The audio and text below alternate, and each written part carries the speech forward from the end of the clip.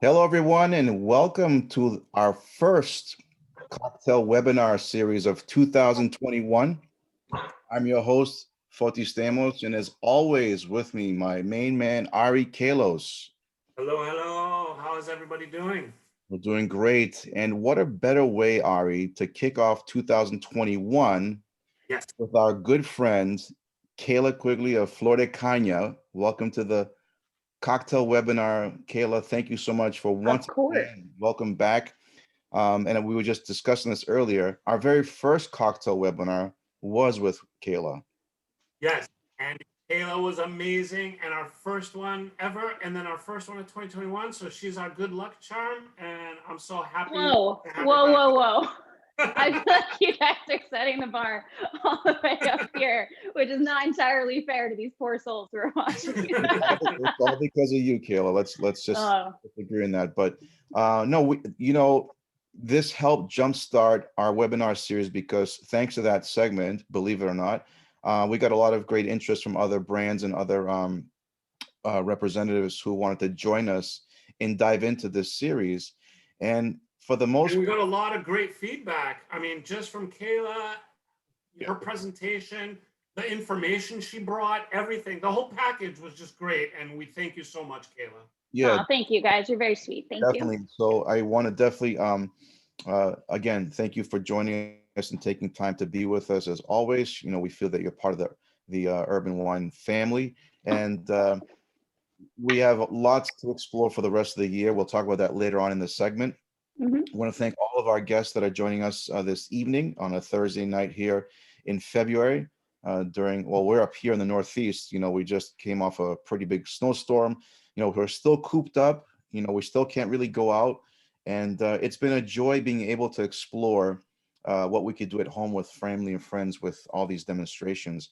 And besides the demonstrations, this has become an eye-opening experience of learning and educating ourselves more about the categories and the products that we're featuring here with all of our participants. And prior to Kayla kicking off our first webinar series back in the summer, I was an occasional rum drinker, as the rest of my group was as well. And that occasional rum drink was mojitos. And we've learned from you, Kayla, that it's more than just that when it comes to rum. And we also want you to give our guests that are joining us this evening, we can discuss a little bit of a breakdown of what rum really is. And then we can go into what, Flor de Caña and the history behind that. And then we can go into the demo of the cocktails that you're going to show us this evening. Yeah, that's perfect. Yeah, and I think that you hit the nail on the head, right? Like, so most people assume that rum has to be in sort of like the standards, right? So what are your standard cocktails for rum? The mojito is the first thing that comes to mind. And usually some sort of like a really overly sweet frozen daiquiri or like a Chinese restaurant Mai Tai, right? Like something that is just so packed with sugar and too many ingredients for you to really actually taste the rum. And I think what we're finding right now, which is really interesting as a category at large, is that rum is kind of being perceived now as a sipping spirit, right? Like where we had the whiskey boom, I'm sure you guys dealt with it as well. We had this big whiskey bourbon boom where people were dying to get their hands on certain bottlings because they were drinking it neat and on the rocks. And there were sort of these like aficionados who were appreciating the particular spirit. What we're finding right now is that people are finding the value in rum because as an aged spirit, which most people don't assume that it is an aged spirit, it's lights out and every rum tastes so different. So it is a truly global spirit, which we can definitely get into a little bit in terms of the production and all of that. But it's a very diverse spirit category. And so I mean, I'm very excited that I'm working with Flor de Caña and that we're kind of coming up in this sort of era of the premiumization of rum as we're appreciating it again as a sipping beverage and cocktail spirit, of course. Sure. I mean, we've seen so many lately. Well, before COVID, we've seen so many cocktail programs and cocktail lists at different bars and lounges, and we're starting to see a bigger presence of cocktails being made with a variety of different rums. So that's a good sign to show that how to actually get people or consumers to actually explore and try cocktails with well-made rum. Absolutely. And I think that because again, it's that misconception, right? Like there's people assume that rum has to be this like sugary, sweet, over the top. I can only drink it on an island or in a tiki drink that's poorly made. You know, we're kind of breaking those boundaries and people are appreciating it as a sipping spirit, as a nice cocktail spirit. And it plays very well, which we'll explore today a little bit, but it plays very well in some of your standard cocktails, right? So like a rum old fashioned, for example, a rum Manhattan, those are just beautiful, simple stirred cocktails that allow the actual rum itself to shine just like it would with a whiskey of whatever category. So I think that's a really good vehicle to get people to appreciate it is through standard cocktails that they already know. And Kayla, can you just break down for us real quickly for our guests what rum is? Yeah, sure. It's a great question, right? We should start there. So rum in a general sense, and by like EU definition of what makes rum is it is a sugarcane distillate. And so to break that down further, ultimately what happens is you have sugarcane. I do apologize in advance. My dog is gonna be barking in the background. So he chooses today to start to scream right at like 7 p.m. So it is a sugarcane distillate. So ultimately what that means is you harvest sugarcane, which is basically a big tall grass that grows in equatorial climates, in these really warm climates. And so ultimately what happens is you cut down that sugarcane. When you press it, you get liquid sugar out of the sugarcane. From there, we refine the sugar. So basically think of like a centrifuge, and you refine the sugar to basically be table sugar, like what you would put in your coffee, what we bake with, those sort of things. And there are different standards of sugar. So for example, you would have like turbinado sugar is not quite as refined as white sugar that you might find and put in your coffee, right? And then from there, what you're left with is this really kind of underutilized product, which is molasses. It's the byproduct of sugar refining. And so in the rum world, what we do 90% of the time, rums are made from molasses as their base. So what we do is we take the molasses, we thin it out with a little bit of water, and we add yeast, and that yeast eats all of the sugars that is in the molasses, right? So it starts to ferment. So basically you make like a sugar beer, for lack of a better term. Okay. So that sugar beer is then distilled. And so distilling is just the refining process all the more to make it a little bit more of a higher alcohol content, right? And get rid of all of those impurities. And then from there, we enjoy rum. Rum can either come off of the still, right? So we say off the still, meaning that it was just freshly distilled and it's clear. 100% of the time, if you distill something, it's going to be clear. No color, no additives, nothing like that, right? So when it comes off the still, that's what you would kind of assume to be a white rum, right? Unaged, a little hot, so kind of hard to drink, right? A little bit boozy, for lack Sure. of a better term, alcohol content. And then the other option from there is that you can then age it. I know you like booze. And then from there, you can age it. Which is typically what you find now as we're talking about sipping spirits and these cocktail spirits. People are getting excited about the aging with rum, which we'll talk about for Flor de Caña specifically. So that's kind of rum in a nutshell. There are many different styles of rum because it is a very global spirit. It can be made anywhere that sugarcane grows.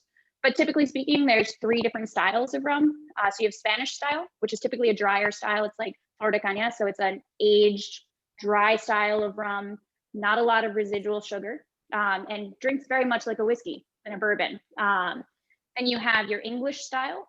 English style rums are typically a little bit bigger in what we call mouthfeel, right? So they kind of like take over a little bit more of your mouth while you're drinking it. They have more body. And then from there, you also have French styles of rum, which are like grassy. They're really funky. And the reason for that is because they take fresh sugarcane juice, they don't refine it, and then they ferment that.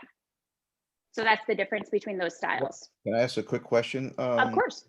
You mentioned all these different locations of style of rums.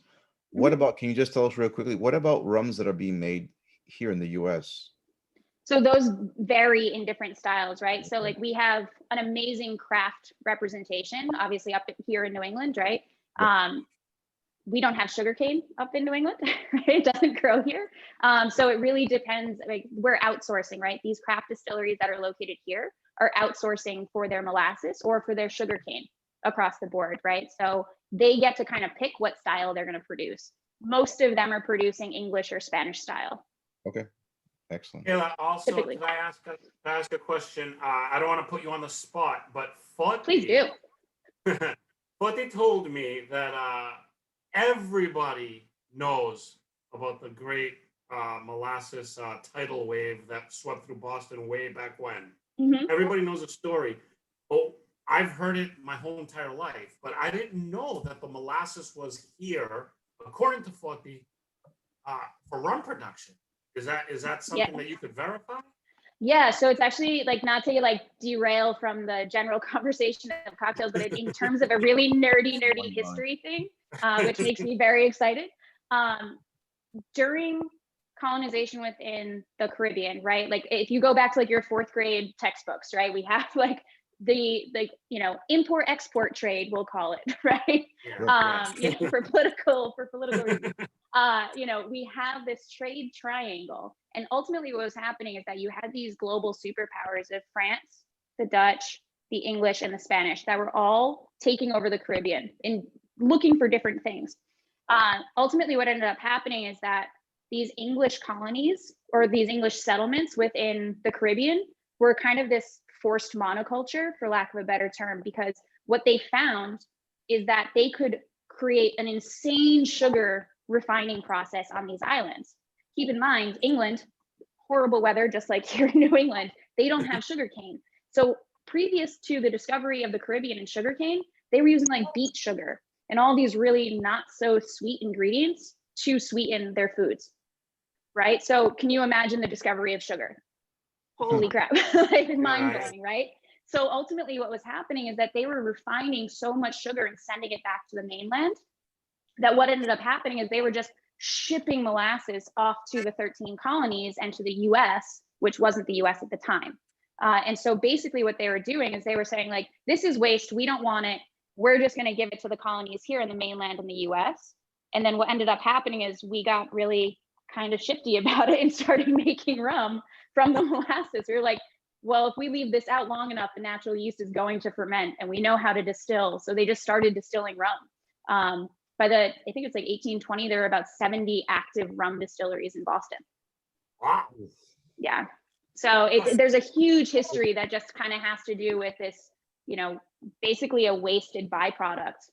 And I think so did that molasses disaster set us back? well, I think what Ari's referencing is like, I think it was in the early 20s in the North End. Yeah, the molasses flood. Flood where yeah.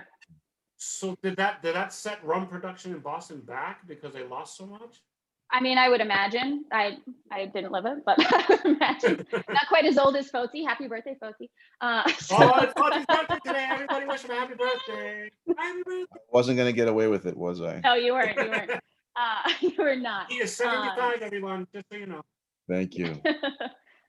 So yeah, I can't speak exactly to that particular historical event, but I mean, it was a huge industry in Boston and just along the East Coast in particular, due to, obviously. Interesting. It's just I never actually knew that, and when he mentioned it, I was like, oh my god. I've always known about the event, but I never actually put two and two together. Yeah, it's really interesting when you get into sort of the trade history and all of that for molasses in particular. And the phrase "no taxation without representation" is actually linked to the rum trade and molasses, because essentially the British colony, like the British motherland, was basically trying to get away with taxing products that they were just not actually supposed to be taxing. See, Foti, this is why I love Kayla, because you don't just get the cocktail demonstration. I'm a nerd. This is the full experience, right? This is the full experience. I'm too nerdy. No, it's awesome. I love it. Listen, this is what it's all about. It's an experience. It's beyond, having, pretty faces and knowledgeable people and great techniques. It's also the experience of being able to bring something to the table that really inspires, educates, and all that goes into an experience. So for us, that's what it's all about. And I'm sure Kayla knows that from this point on. I love it. I love the, why do we drink and how do we drink and why do we drink the way that we drink, I think is very, very important. So excellent. All right, well, I pause my nerdiness. I'm sorry for getting into the history side, but you can continue. I just wanted to. I pause my nerdiness now. So let's move on from we discussed what rum is, but let's talk about Flor de Caña. I mean, That's for me, it's one of the products and brands that I always recommend to folks that are, whether they're in our restaurants or is on the shelf at a nice hotel, bar, lounge, restaurant, or your local spot, that folks have seen the bottle, they've seen its unique shape. But tell us a little bit more about Flor de Caña and its history.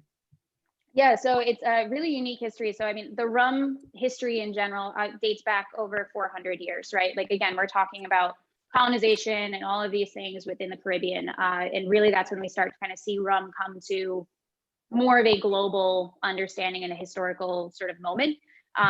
So in the grand scheme of rum at large, we're actually not that old. However, we're 130 years old. So Flor de Caña is from Nicaragua. So we're in Central America. And where we're located and where we distill is in this beautiful little pocket in the northwest corner of Nica. And so what happens there is we have this beautiful volcano called the San Cristobal. And the San Cristobal is the most active volcano in Nicaragua. So that's going to be important for a couple of reasons when we discuss sort of the process of Flor de Caña and how it's made. But just kind of keep that in the back of your mind. So our founder came from Genoa, Italy, to Nicaragua, had no intention of making rum, was actually in it for more of a sort of commercial trade route, which then became the Panama Canal. That's a very different story and a very long story for another day on our history lesson. And ended up settling in Nica and said, all right, let me open up a sugar mill. So we opened up the sugar mill in 1890. So we are celebrating 130 years, which is very, very exciting for us. And our founder, who I affectionately call Papa Pelas, ended up making rum just to celebrate the harvest. It was not for any commercial purposes. It was just because.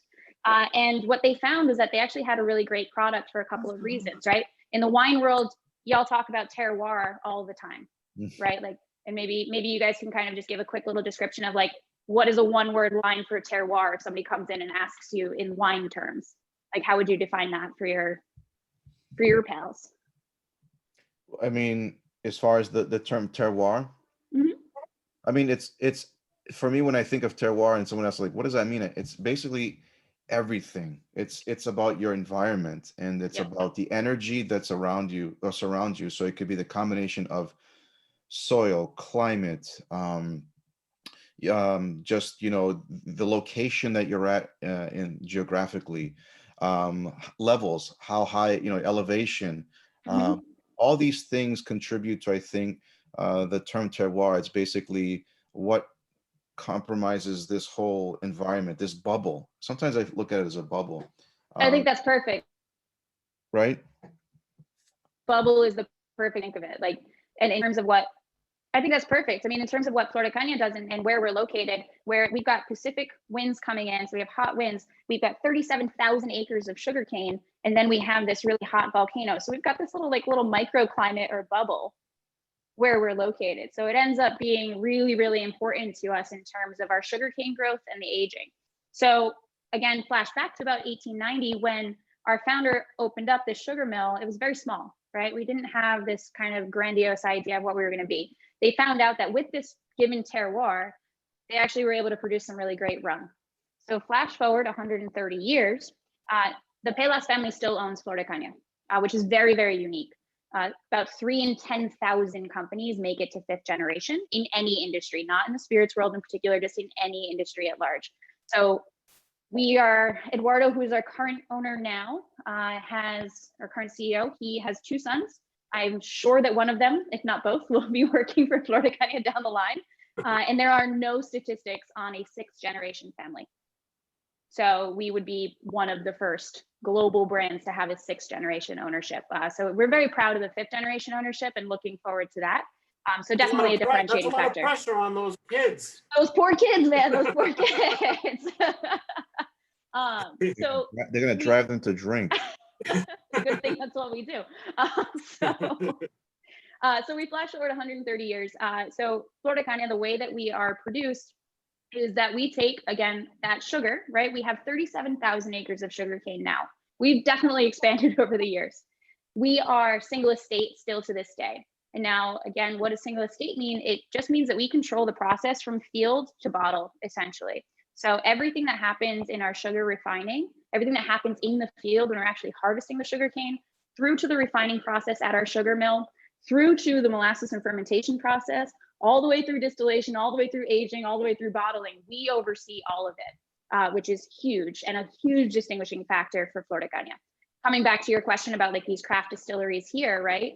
In the US, they cannot be single estate. They don't know where that sugarcane is necessarily coming from. They don't know what the conditions are in that particular space.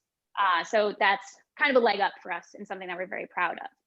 When we produce our rum, we do so with 100% renewable energy. We are the most sustainable rum brand globally in the world. So for us to be a global brand distributed in 70 plus countries and be the most sustainable in the world is something we're very proud of. And this is certified by a million other third parties, but the one that we actually care the most about is fair trade. So we are the only global spirit to be fair trade certified. And last year, 2020, we received our carbon neutral certification. So we're the only spirits brand globally to have both. Wow. So we're pumped. Congratulations. Thank you very much. Yeah, we're very, very excited about it. So sustainability is really at the core of what we do. So in terms of how we produce our rum, we take the sugarcane, as I was saying earlier, we take our sugarcane, we press, we refine. There's a byproduct of that process, which is the leftover husks from the actual sugarcane, like the stalks themselves. We take that and we chop that up. It's called bagasse. We take that and then we, from there, burn that, and that powers a steam turbine. Oh. That steam turbine is what powers our entire distillery. So distilled with 100% renewable energy. When we go into fermentation, it's a really unique process. And then from there, we go into our fermentation. There's two things that happen when you ferment a product, right? You get alcohol and you get CO2, right? The bubbling that happens on top of those fermentation tanks.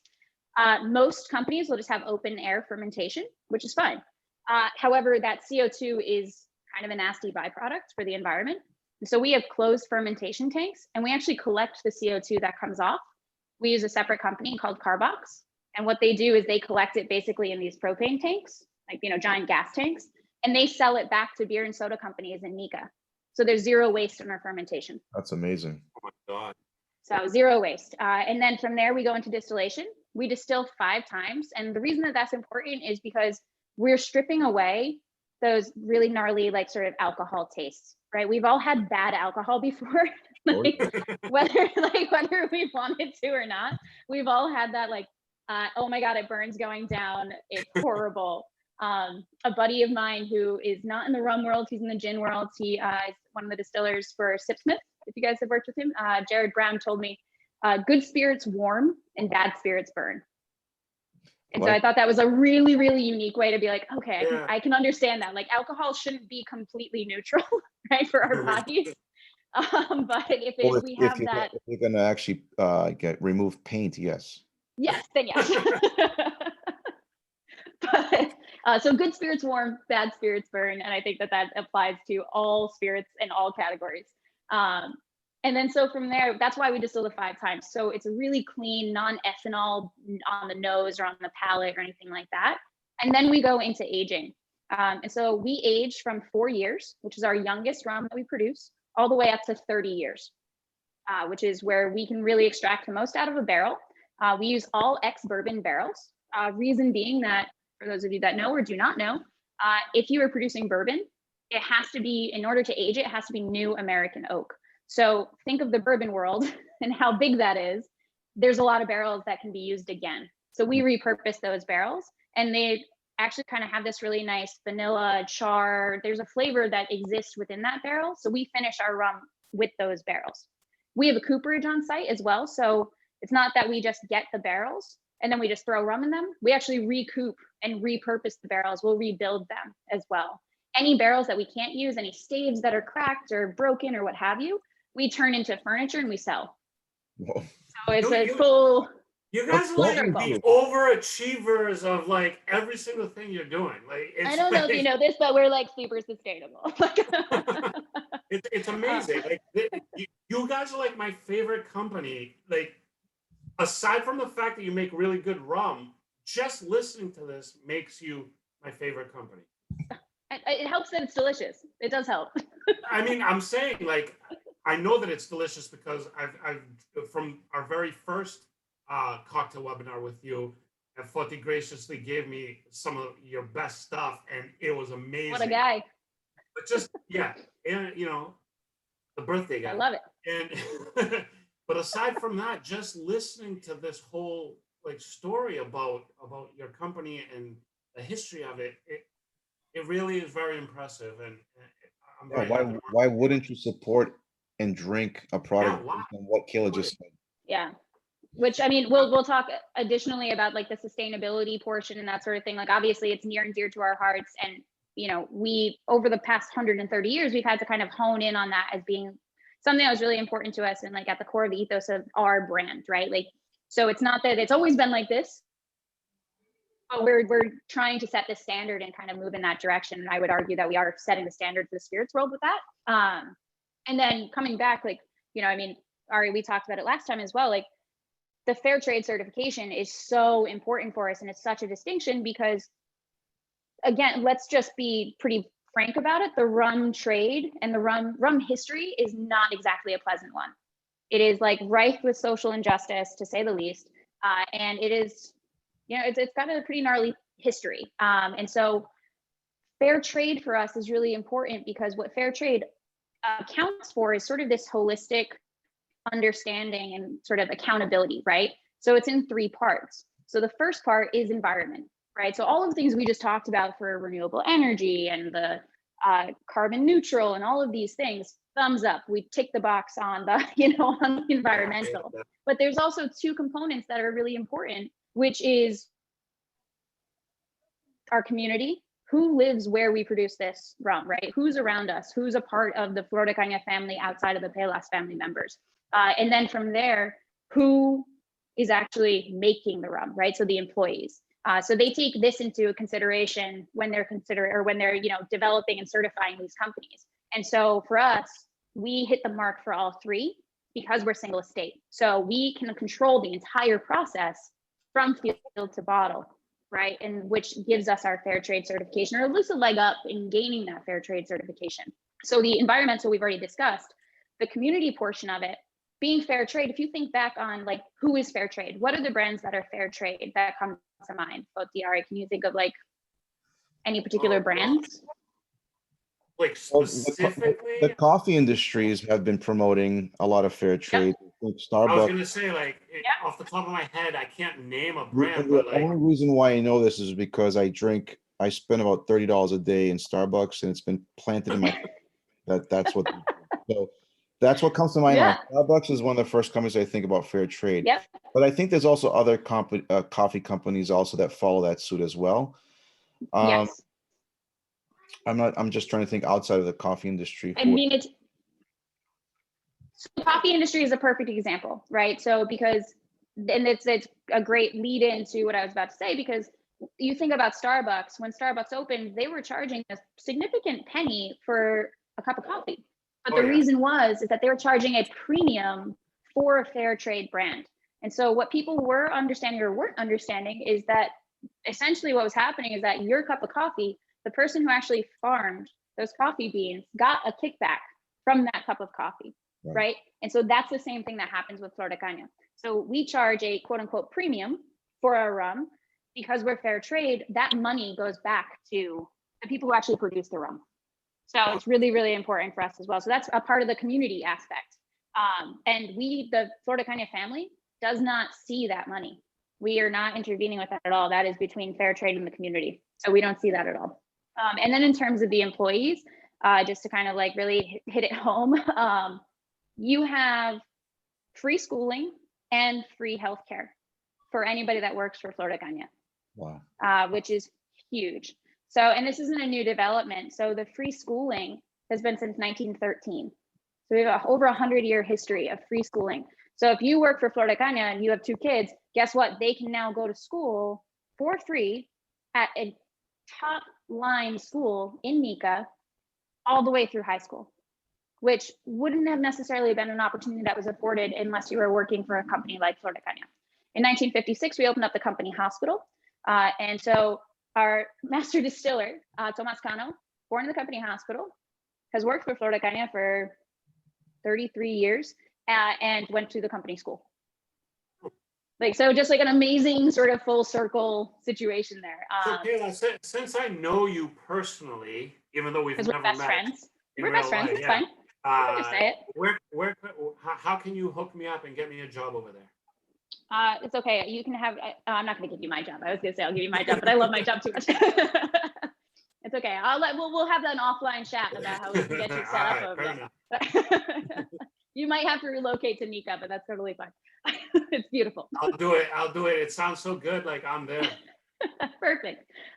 So, I mean, these are a lot of things that, just kind of differentiate the brand, right? So again, like being 5th generation family owned, soon to be, or hopefully soon to be 6th generation, being distilled with 100% renewable energy, being carbon neutral, which is huge for us, the fair trade certification, all of this is huge. And everything that we talk about is always certified by a third party. So it's not just me talking out of my ass. I promise that. I think like there's a lot of like sort of the brand fluff that can go into these things, but this is all certified by third parties. And I'm happy to share that with you guys if you want the documentation for our sustainability as well, to share with anybody else who is here. Wow, I mean, this is so much to we haven't even made cocktails yet. All right, on that note, let's segue our way into the cocktails, because I see a lot of good stuff on your table there. Oh, this is all just for display. Right? That's just your average everyday table, right? Yeah, this is just a pretty standard table. It's nothing crazy. It's like kind of my breakfast setup. So today we're gonna do 3 cocktails today. So kind of like fly through them. We just introduced, and thank you guys so much over at Workshop and Urban Wine Club, obviously, for supporting. We have introduced a new SKU for Flor de Caña, which is our espresso. Espresso without the E. So it's espresso. Yep, so Flor de Caña espresso. So this is our aged rum. So it's a 7-year as a base, which is very interesting for anything cordial or coffee, liqueur, or anything like that. Usually it's something really neutral, right? It's like a vodka base, and it's not an aged product. The difference here is that this is an aged product with coffee concentrate from local farms, and then the sugarcane syrup from our sugar mill. So it is a very sweet product in comparison to the rest of our rums, which add no sugar. And again, certified as such. So I wanted to introduce this by making a little rum espresso martini, because I think the espresso martini is kind of like a bastardized sort of cocktail. I hate to say it, right? Like there's so many versions of an espresso martini. And I think it's a really simple cocktail to produce. And so I wanted to just kind of quickly cover cocktail basics with this cocktail, if that's all right by you guys. Absolutely. Heck yes. So when we're making a cocktail, essentially the easiest thing to think about is that a cocktail should be roughly 3 ounces for most of your classic cocktails. Without any ice or dilution, you're usually building to about 3 ounces. And what I mean by that is all of the ingredients that go into your cocktail should be 3 ounces in total before you shake or stir. Pretty straightforward. And then if you dilute correctly by shaking or stirring, then you should have about 5 ounces in total at the end. That's why most of your cocktail like glasses, such as the Nick and Nora that I have here, is going to be a 5-ounce glass. Or your coupe, right? We've seen this guy. It's not the like 1990s, giant Cosmo martini glass, right? That's like your 12-ounce. Basically, Kayla, you're telling us that there's a reason for the size of these glasses. It's crazy. I know. It's kind of crazy. Okay. I'm not trying to like jip you out on like any, or like, give you less of a cocktail. Ari's biggest complaint when we go out is why are these glasses so small? Well, also you got to think about it too. Like think about the design of the glassware, which is a totally different tangent that I would go on. But you don't want your cocktail to get cold or to get warm. You want to enjoy it as it's properly being served to you. So just order another one. Just drink it. Stop complaining. Just order another one. Just open a tab. Don't be cheap. Yeah, just open the tab. Grow up. Open a tab. On Fonty's credit card, by the way. Oh yeah, Fonty said he's got it for you. I got it. So this cocktail is really, really straightforward. This is the espresso martini. So we're going to start with the Flor de Caña espresso, and I'm just going to do 1 ounce into my cocktail tin. Boop, done, 1 ounce. And then typically, I'm sure that you've had espresso martini is probably made with vodka, right? Most people do it with vodka. And I'm not going to. We're going to use our 12-year rum. This is aged in ex-bourbon barrel, which is what's imparting that color and that flavor as well. And I'm going to do equal parts. So just 1 ounce here as well, right into the tin. Notice that I'm not adding ice yet, because if I go off on a tangent, or if I forget something and I walk away, it's going to dilute as I'm producing the drink. And I don't want it to over dilute. So I never add ice into my tin or into my cocktail shaker until I'm ready to actually shake. Because ice is so important to a cocktail. You know, you should really have about 30% dilution, give or take, on most of your cocktails, arguably. And that's a whole separate conversation on an ice tangent that I can go off on. So far we've got our rum as our base. We have our espresso liqueur. And then we're gonna add some espresso. This is unsweetened. I'm only gonna add a ½ ounce because there's a lot of coffee flavor already in here, but I want the bitter from the espresso itself. So just a ½ ounce right in as well. And then we have the pleasure today of using these dope syrups and juices from Cheeky, which is a company that's out of Brooklyn. Kind of like created by bartenders for bartenders, that sort of thing. But to kind of simplify the at-home cocktail, you know, situation. So if you don't want to make simple syrup, if you don't want to make lemon juice, which is super wasteful because of obviously we don't have citrus up here growing in like citrus groves. It's a really nice way to kind of hone in on the sustainability factor by ordering a already pre-pressed lemon juice or pre-pressed lime juice or mint syrup or simple syrup or what have you. So I'm using their simple syrup, which is just sugar and water. Very straightforward. And I'm adding a ½ ounce of that into my cocktail tin. Easy peasy. And then from there, ice into my tin. You don't want to be stingy on the ice. Again, you want it to be properly chilled and properly diluted. And then I'll lock my tin. You might be using a Boston shaker, which will have the glass on the other side, which is totally fine. These are just different styles. They do the exact same thing. And then when you're shaking, what you want to do is essentially you want the ice to hit both sides, right? So like this is not a shake. It's kind of lame. I've seen that a million times, right? You want to like clack it.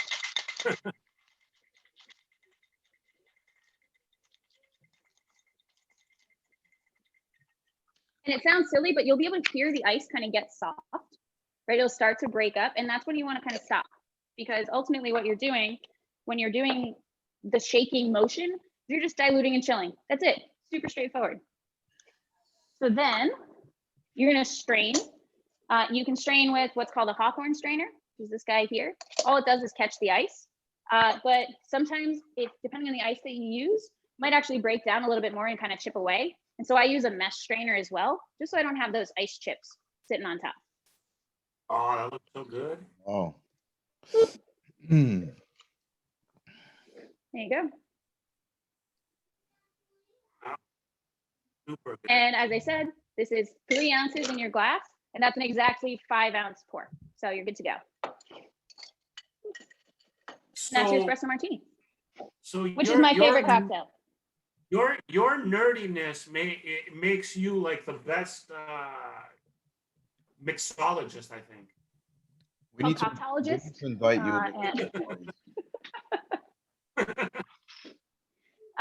Mixologist is a pretty aggressive term. I reject your aggressive. I don't know. I don't know anything about it. But I regret I reject that term. If I pick someone to make my drink, it's you. I think you stop before you get ahead of yourself. But no. Settle down, Art. So I mean, there's a science to what you're doing, right? You just mentioned, because we've all had our fair share of awful drinks when we go out. We've had our share of drinks that are on the cuff, on the fence, and then we've had great drinks. And it's always that like the anticipation if we're, who's making the drink and if it's going to come out well, right? But if you follow these, I think, very basic, simple rules and approaches, the results are amazing, fantastic. I mean, I've been a part of many cocktail sessions and webinars and demonstrations where the same drink that I've drank for so many years was reintroduced to me with just some very basic approaches and little slight changes, and it was Absolutely. It was a different drink. Absolutely.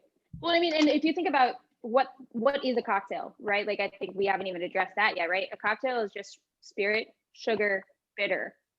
That's it. Like the standard cocktail. That's why the old fashioned is literally just spirit, sugar, bitter. That's all it is.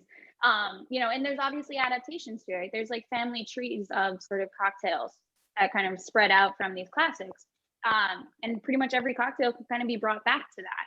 And I think that there's standards for a reason, right? And so when I say that there's a 3-ounce build for most classic cocktails, it's because it's built from that particular type of cocktail family, right? For lack of a better term.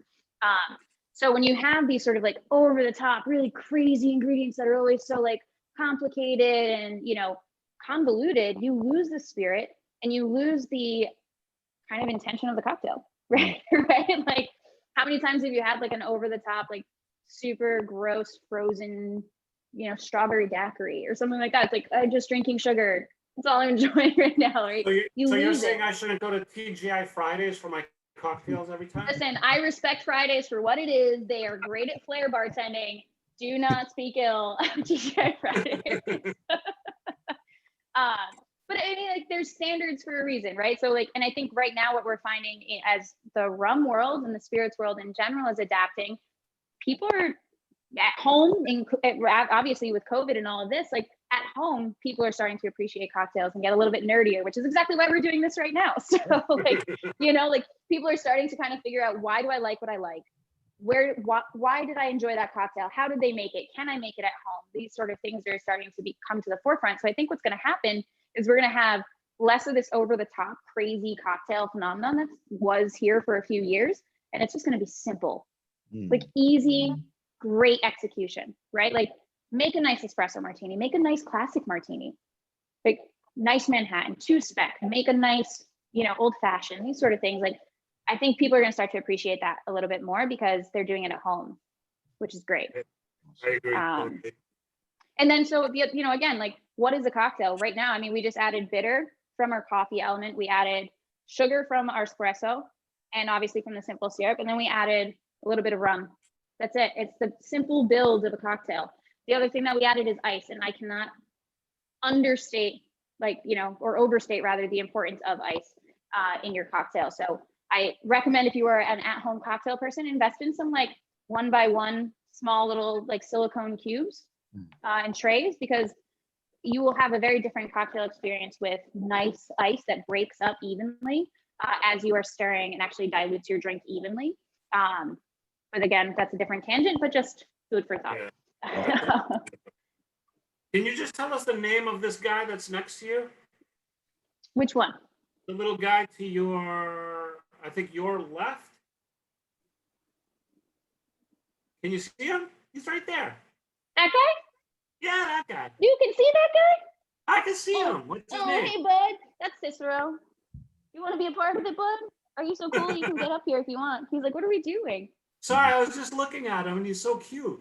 I can't see my screen. I couldn't see. It was like my name is blocking it, and the thing. So I was like, I saw him there. Moment. I just wanted to know. I had that like creepy moment where I was like, who's behind me? I was like, what are you seeing that I'm not seeing? Who's the guy with the Jason mask right next to you? Exactly. I was like, it's just a wall. I don't understand. Sorry, I just no, that's Cicero. That's my little dude. He's the one that's been screaming in the background. He's a cutie. He is a cutie. So, and then, moving forward in terms of our cocktails, so the espresso martini, I think, is definitely on the rise. We're seeing it kind of all over menus and things like that throughout the city. But I wanted to do kind of a fun cocktail for those that are maybe a little bit hesitant towards egg white cocktails or haven't really had an egg white cocktail. And go into sort of the other family of cocktails, which is the sour. So sours are typically made with a citrus ingredient, right? To give it that sour element. So it's spirit, sugar, bitter, and then citrus. So these are your sours. It's like the margarita, it's the daiquiri, it's those sort of cocktails that we're familiar with. But egg white has been introduced into sort of the cocktail lexicon for what we call mouthfeel, right? It kind of enhances the overall mouthfeel of a drink. It is safe for you to consume. No issues, right? We don't have to worry about anything like that. If anybody joining us is vegan and does not want to do egg white, if you're following along or just for future cocktail purposes, chickpea water or aquafaba works very well. So you can do, so you can do like basically like if you just have a can of chickpeas, right? You can save that water, and that will act as the sort of same emulsifying ingredient as an egg white would. Interesting.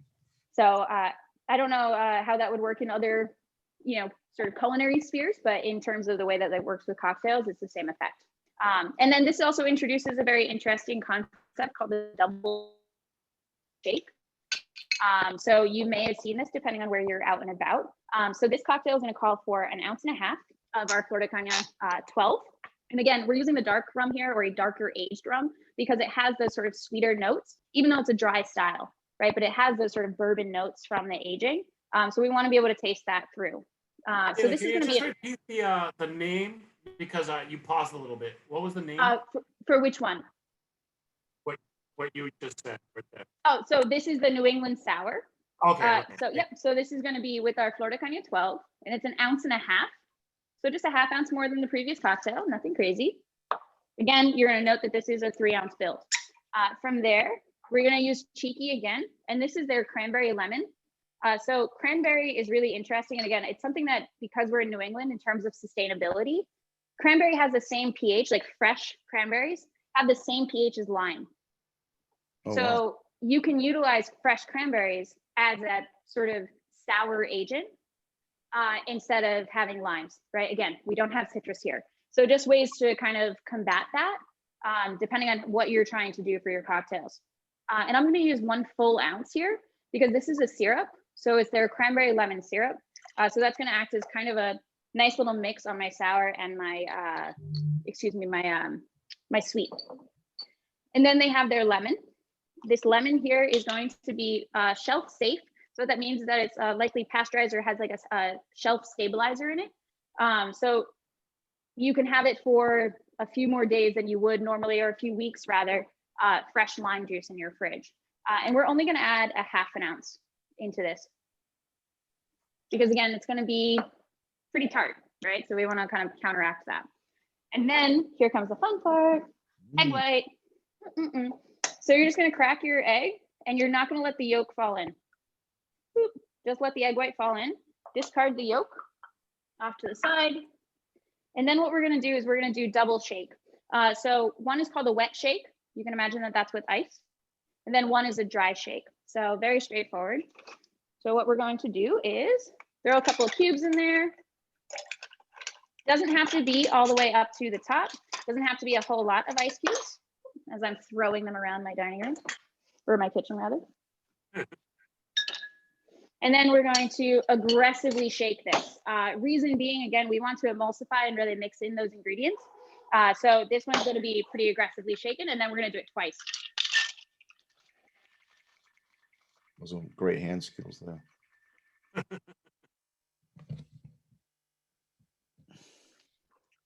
That's number one. And then you're going to strain into the exact same tin or glass or what have you. Remove the ice. So just like you would pour into a glass, you're just going to do it right into your tin. You're going to get rid of that ice from the tin itself. And then you're going to shake what we call a dry shake. This has no ice in it. And then you're going to do that for about the same amount of time. And it feels weird because there's no ice, so you're just like kind of awkwardly shaking, putting a lot of effort into it. But then what you're going to find is that you have a really beautiful cocktail. All right, I got to see this. You're like, prove it, buddy. Oh, yeah. Yummy. And again, So, a 5-ounce build. So, that looks so good. What? Well, why are you in Somerville, dummy? Should have come to Brighton. I know. Uber your ass. I mean, I made it 8 hours here. Way to go. I could have another half hour. Could have been only 20 more minutes. Yeah, 20 more minutes. 20 minutes. Yeah, exactly. That looks so smooth. It looks very smooth. And so as you'll see, like it's going to start to settling out right now. So you have like sort of that like almost like a beer foam head on the top. That's just from the egg white. And all that does is, again, it helps with the mouthfeel, quote unquote. And I hate that term, but it's the best way to describe it. It's just the way that you feel while you're drinking the drink. So I hate it, but it's true. Textures, right? It definitely changes. Exactly. It changes the texture. It's actually Foti's middle name, but I don't understand why. So, would you recommend all sour cocktails to be hit with egg whites? Sorry, I lost you guys for a minute there. Are you still Oh there? yeah. Yeah, You that was froze just for a mentioning second. that. So, do you I recommend? heard something about Foti's middle name, and I don't even actually want to know the rest. Yes. Yeah, I was very Um, curious why you didn't laugh at my joke, but now I understand. Okay. Well, because I feel like we're best friends now, so I don't have to laugh at all your jokes. I don't have to pretend anymore. Exactly. So what happens with this particular drink is, again, it's a sour. So if this did not have the egg white in this drink, we'd have to modify the specifications in the recipe because it is very sour. So what happens with this particular drink is the egg white smooths it out. The texture helps with the overall sour notes, and it doesn't make it unpalatable. So it's really important. And it's really important to balance those ingredients with your cocktails. So you out there might enjoy a more sweet cocktail, add some sugar to it, add more sugar to it, right? Like you can tweak these ingredients to fit what you enjoy. But they're just kind of standard recipes being built within this sort of, again, the cocktail family tree. And then the next cocktail I really wanted to do, because it's fun and tiki, and I love a good tiki cocktail. What are your experiences with tiki? Like, have you had good experiences, bad experiences, a mix of both? I mean, I I'll don't say remember. good. What'd you say? I want to say I don't remember it because they were so good. I like it. But no, Well, I can think, you like, actually, Kayla, can you tell us for our audience, because I'm sure the term tiki has been placed in a lot of cocktail lists, but what is the definition of tiki? yeah, so tiki is a really interesting concept because it harkens back. There's like sort of two like pioneers of tiki, right? And it all comes back to this sort of idea of Polynesian pop. So this sort of like escapism idea of what the Caribbean and Polynesia, so like Hawaii, looks like. And it's sort of like the South Pacific, right? And so you have these two, Don Beachcomber and you have Trader Vic, who are sort of these two bartending pioneers who bring this sort of idea of tiki, which is now how we understand it, like these tiki idols, right? Like this guy here, like little tiki mugs, and sort of these like exotic fruits, these exotic spices, and rum in general to the cocktail world. Because if you think about it, this is in the 1920s, 1930s. You're in the middle of the Depression, right? Like everybody's a little sad and a little broke. And you have these two guys who are coming, and they were all on the West Coast, coming from their travels in South Pacific or from their hard knock life, trying to create some sort of an escapism. Don Beach did it first. And ultimately what ended up happening is he was like, I love to travel. I traveled the South Pacific. I'm going to bring that to California. And so basically what he did is he kind of created this sort of weird escape. And it's sort of like a very hilarious image of itself, because it actually is not reflective of what anybody drinks within the South Pacific, right? But what he ended up doing was kind of creating this Polynesian pop. And so what ended up happening is people were really jazzed about like escaping from the BS and the hardships of the Great Depression, right? And so that's sort of tiki in a nutshell. That's why tiki has sort of this like kitschy, fun, over the top feel. It's because of the fact that you're trying to escape something, right? So it's these exotic fruits, it's these citrus fruits. And in California, he was able to do all of these things because he had citrus groves, right? So he was able to create these cocktails. Do you know what my understanding of tiki is? My very first experience of tiki, and Kayla, you might be too young to even I know where you're understand going with this. I know where you're going with this. It's the Brady Bunch. The Brady Bunch in Hawaii, when he put the tiki idol around his neck, and it was all bad luck from there. Greg Brady. But that's exactly it though, right? It's this idea that it's like this, it's this like escape, or it's like harkens to like this one particular image, this one particular cultural moment, this one particular space. And it's so fascinating because it's changed over the years. And I think it's been lost in, I would say, between like the 30s and then really recently. There's been sort of this gap for about 80 years, give or take, right? Where it's kind of been this like horrible, aggressively sugary cocktail. We couldn't really find the recipes that were being served. We didn't really understand why they were being served, nor why the ingredients were what they were. And now there's this resurgence of tiki as like sort of this niche bar market. I think it's super interesting. I mean, there's a whole bunch of tiki bars popping up all over, and you're finding on menus, right? Not just dedicated bars, but tiki style cocktails. Yes. Typically speaking, your tiki cocktail, if you had to define something, would be largely rum based, right? Usually with blends of rums from different parts of the world, because they all offer something very different. You have a citrus element, and then you have spices, and you have bitters, and you have sugar. So the spices are kind of something that is newly introduced. And so what we're going to create today is a coffee grog. So a grog is typically a cocktail that is made with rum, usually a navy strength, so something that was like over the top in proof, and then has a spiced element mixed with a citrus element and a sweet element, and then obviously water, which is denoted as just water in most of the history text, but it has to do with obviously dilution. So easy peasy. So I like that. yeah, so it's a really great cocktail. Kayla, you're teaching me a lot of things tonight. Well, so we're not making a navy grog today because we're not using overproof. What we're going to be doing is what I'm calling the coffee grog. So it's going to be a little bit. Everyday life is navy level. And mine is just grog, so I'm just always groggy. So what we're going to do as we wrap up with our final cocktail is going to be 12-year, our espresso. We're going to use some lemon juice. We're going to use some bitters. We're going to use some pineapple juice to add a little bit of sweet and then a little bit of acidity as well. And then we're going to use some honey. So it's going to give it kind of a nice little balance across the board, and then a little pinch of salt as well to kind of like pull everything together in our tin. So this is the only cocktail that we're making that is not a 3-ounce build. This is a 4-ounce build, a little bit higher. But reason Navy being, build. It's a navy build, tough build. I like it. So we're going to go just 1 ounce on the 12-year. And what you'll find in a lot of tiki cocktails is that there are a lot of ingredients, but they're usually smaller portions, right? So it's not going to be that you have 1.5 ounces or 2 ounces of whatever. It's going to be like one of this, one of this, one of this. And it's all going to kind of come together in this really beautiful way. So then we're going to add 1 ounce of our espresso. Yum, yum, yum. Maybe I'll just deviate and I'll just make an espresso martini again. Really throw you guys off.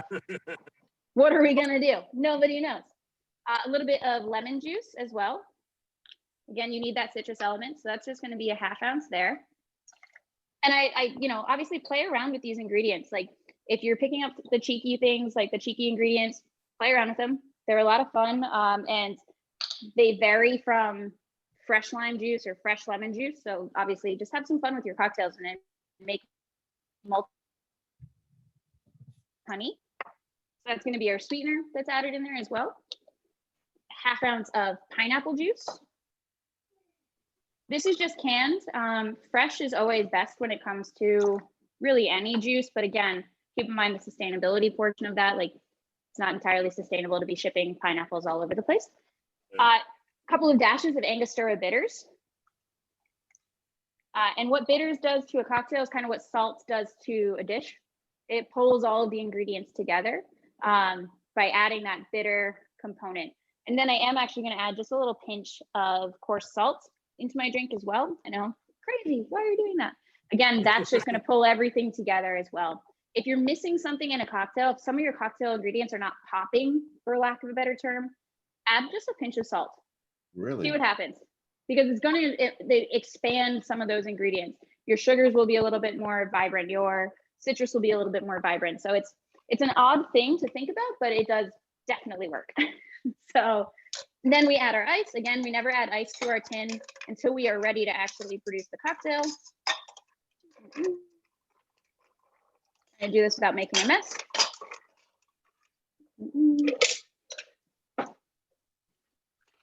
And then we are going to shake.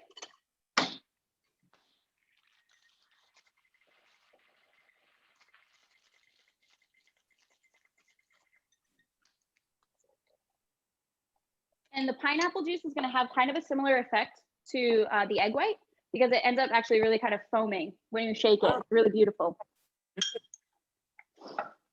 And then we're going to use a taller glass, Collins style glass.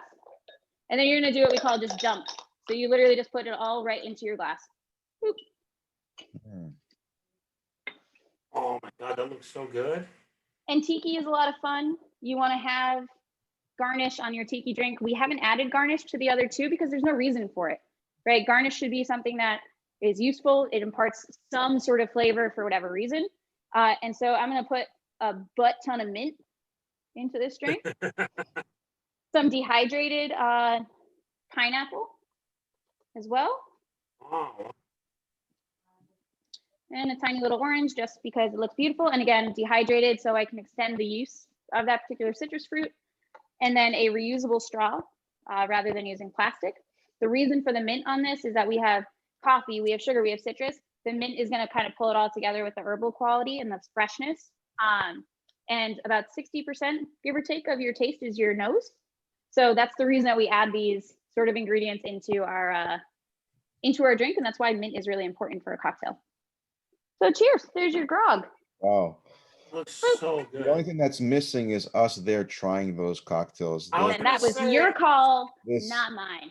Kayla, Okay. you're the one host who makes the fact that we're not there a true injustice because Your these fault, not mine. cocktails I look refuse so to accept amazing. responsibility for that. All right, so refuse. moving forward, we are going to be reporting live from Brighton. Yeah, we gotta do post vaccination or post COVID I or like it. whatever Right. whatever happens. Like we gotta get with you to get some But of these. Like they look amazing. This They really do. this has Oh, been they all taste horrible. Don't worry. They're just gross. Yeah, I'm sure. It's a whole bunch of yuck in a cup. who's gonna help you now with these drinks? This 1, 2, 3 drinks there. You gotta have Cicero. someone. What do you mean? I got the dog. All right, fine. But no, Kayla, What do you mean? this has been great. As always, you always keep the pushing the level up as always with your demonstrations, your plethora of information, your knowledge, your passion, and I also sense your great devotion to the company that you work for. I mean, Why Thank you. I you appreciate can't you that. can't not be devoted to this company. This yeah, I mean, sounds like an amazing company, and Kayla has an in to get me in there. So Yeah. right, So perfect. this actually might be But- the last time we all see Ari, who's going to be, filming down in Nika. The next one. screw Urban Wine Club. right? Yeah, I'm out of here. Why don't we take this time now that we're coming to the finale of the segment is to have our guests ask Kayla or us any questions about tonight's Sure. demonstration, something about the cocktails, maybe something about Flor de Caña. If we can leave it open, please feel free to ask questions. But I did see a comment that I want to address from one of our guests this evening, from Andrea, who kind of, I think, gave us a little bit of a fact check about molasses during the Please.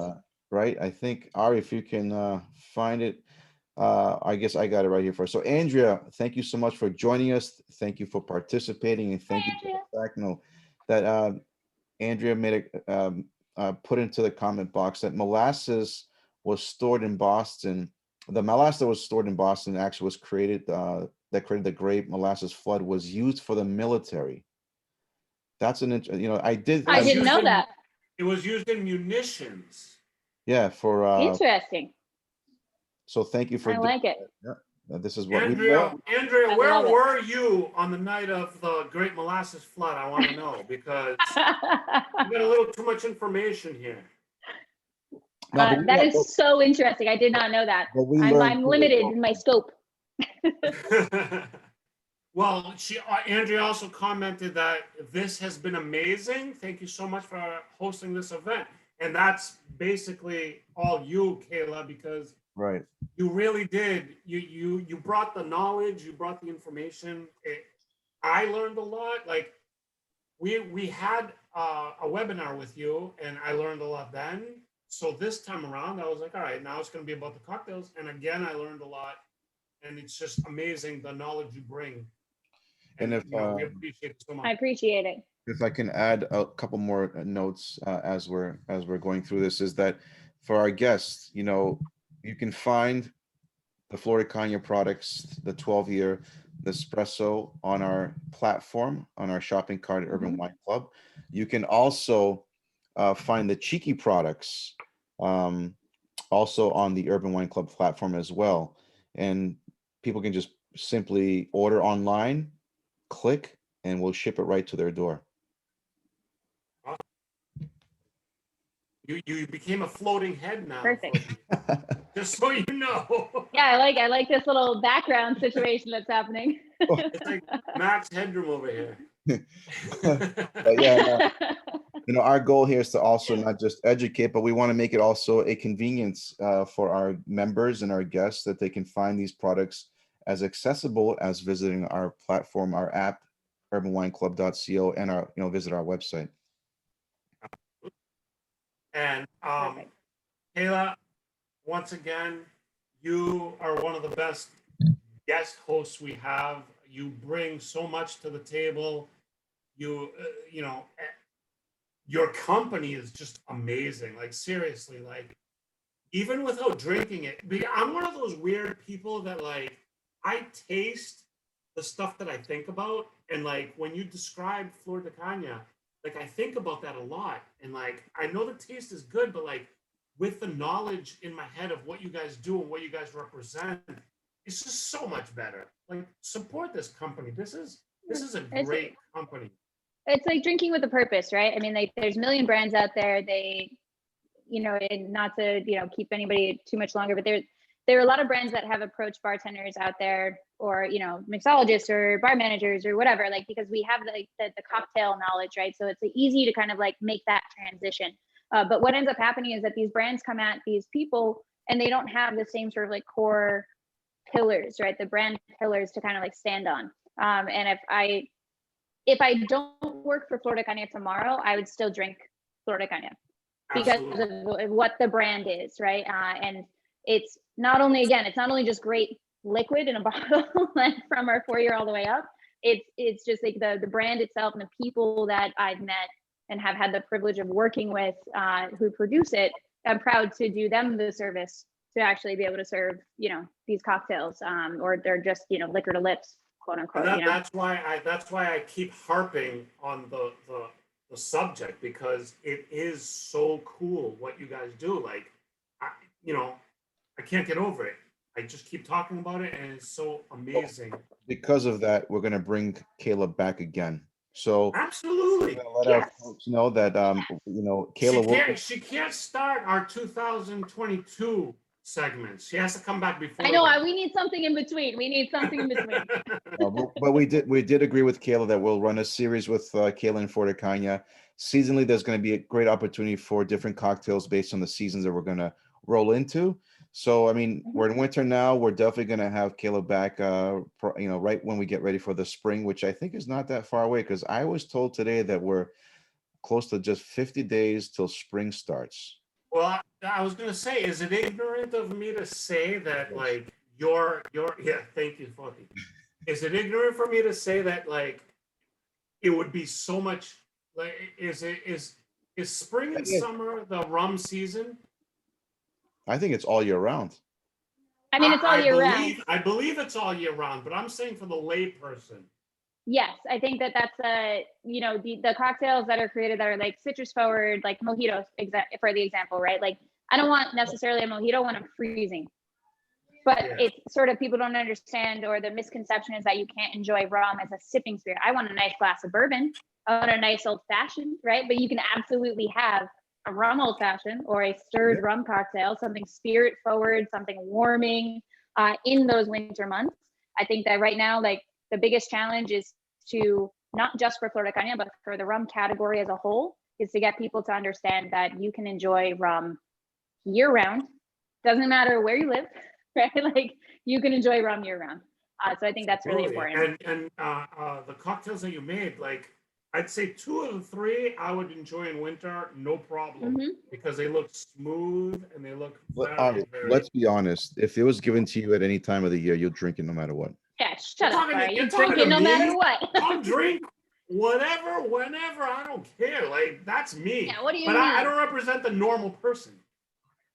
We know Wow. this. All We right. know On that note, we should all leave so that Ari and his Yes, his head but, can fit on the screen. But again, Kayla, thank you so much for doing this for us. You've been great as always. You make me want to drink rum all day every time we talk. But thanks again for your expertise, great showmanship. You're a wonderful person. Let's put it that way. You're awesome nerdiness. Got it. All right, Ari. I think we want to thank our guests. Thank you. I love working with you guys, and I appreciate everybody. Excellent. Thank you. All right, Poti, any last thoughts? I just mentioned to our guests, again, visit urbanwineclub.co, download our app as well to get all the fun information about events. Also, all the great products that we keep loading to our platform. You can connect with other members on our app as well to share information about what's happening, what's trending, what's cool, what you're drinking. Follow all our social media. On that note, Foti, if you have more questions or if you want to understand more about Flor de Caña, connect with us on the app, and we have. Kayla says we're good friends now, so Yeah. we'll directly connect with her. And Kayla, if you haven't joined the app, can you Contact. download it? I don't think so. What happened? We missed you for the second there, Kayla. Oh, I couldn't. You guys broke up a little bit there. I was gonna say if people have questions, more about Flor de Caña, anything else, like connect with us on the app and we'll ask you. And then I said maybe Absolutely. you should just download the app too, so you could be on there, so we could directly connect with you. I love it. Done. No problem. Cool. It was amazing. Thank you guys so much for joining. To everybody that tuned in. And I hope that you enjoy some rum espresso martinis. I think that's like the easiest win out of all of these cocktails. Absolutely. As always, thank you to Foti and Ari for having us. And, the Urban Wine Club is a great educational platform, and that's what we're all about. So Thank you. keep it rolling, and I'm looking forward to seeing you guys not in 2022, but a couple more times this year. All right, Kayla, Ari. you're awesome. We thank you once again. Foti, thank you so much. Thanks everybody out there for listening, for watching. We're gonna post this tomorrow, February 5th. And we will have all the links to Flor de Caña. Thank you, everybody. Thank you, Kayla, again. Of course. We learned so much. You're awesome. We love you. I don't love Foti. He's mean to me, but it's his birthday. And it's his birthday. But we have to be nice to him. Thank you, Happy everybody. birthday, Foti. Thank you very much, everyone. Thank you, Kayla. Bye, guys. See you Thank guys you so next much. week. See you. Thank you. All Thank right. you. Good night, everybody. Thank you. Have a good night. Bye-bye.